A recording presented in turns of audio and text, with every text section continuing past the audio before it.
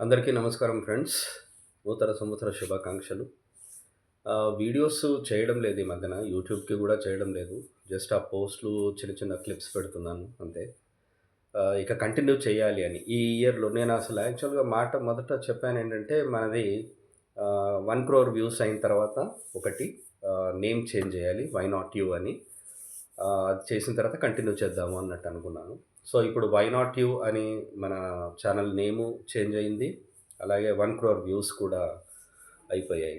1,00,00,000 change అంటే more than 1,03,00,000 views ఏదో ఉన్నాయి. ఇప్పుడు మనం కంటిన్యూ చేస్తాం.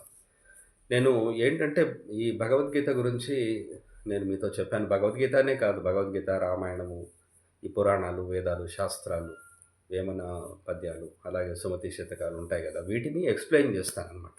నేను ఎక్స్‌ప్లెయిన్ చేయడానికి, వేరే వాళ్ళు ఎక్స్‌ప్లెయిన్ చేయడానికి డిఫరెన్స్ ఏంటి అంటే, సరే వేరే వాళ్ళేదో ప్రవచనాలు ఇస్తూ ఉంటారు. ఏదో స్టేడియమ్స్‌లో ఏదో జేస్తుంటారు. స్టూడియోలలో జేస్తుంటారు. తర్వాత కొంతమంది ఆశ్రమాలలో జేస్తుంటారు. గుళ్ళల్లో జేస్తుంటారు. ఈ విధంగా వాళ్ళకి, నాకు డిఫరెన్స్ ఏంటంటే, నేనెప్పుడు గూడా అబద్ధం మాట్లాడను. అంటే ఎదుటి వాళ్ళని ఇంప్రెస్ చేయడానికి నేను యాక్ట్ చేయను. ఈ ఉన్నదున్నట్టుగా మాట్లాడడం ఒకటి ఉంటుంది. నేనేదైతే చేస్తానో అదే చేయండి అని చెప్తాను. ఫర్ ఎగ్జాంపుల్ ఇప్పుడు మీరు అబద్ధం మాట్లాడకండి అని నేను చెప్పాననుకోండి, నేను అబద్ధం